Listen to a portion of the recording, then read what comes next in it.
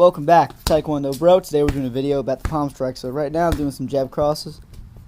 Pretty basic technique. Now I'm opening my palms up and doing a palm strike. Looks pretty similar, right? Only difference is the way my hands are. Slightly different. Hitting with that part of your hand.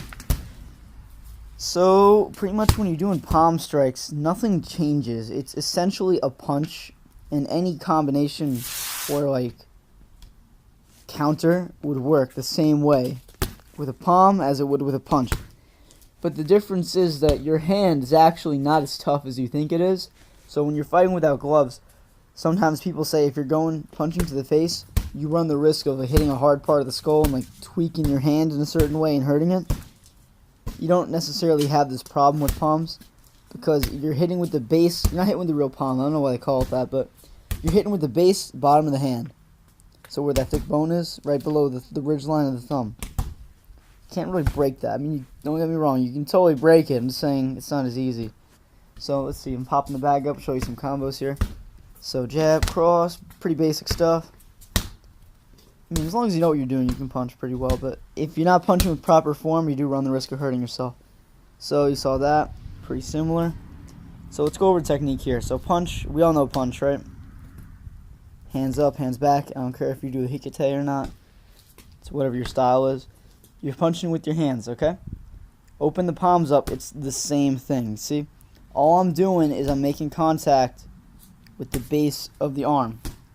You lose a little bit of range, but honestly, I don't think the 2 inches your fist had really make a huge difference. I mean, they'll make some difference. You see, look, it's the same motion. Nothing changes at all. So now from here, I would never do this with a punch. I'm just going to hit that. Yeah, that hurt a little bit, but it would definitely hurt a lot more if I was punching it. So when you're in a grounded pound, it's actually really good to do palm strikes for this reason.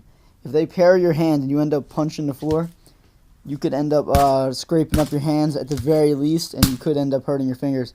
So with a palm strike, you still have that impact, but if you get parried, the surface area is a lot bigger, so you're not really going to hurt it as much. You're going to feel pain, don't get me wrong, but you're not going to break anything.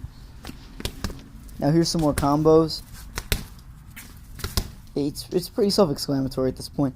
So if you guys want like a more broken down version of how to do a palm strike, definitely leave it in the comments below. I'll make one pretty quick. And it's a great technique. I've used it before, especially for breaks. We used to do a lot of breaks with this one because you can just hit so much harder with it.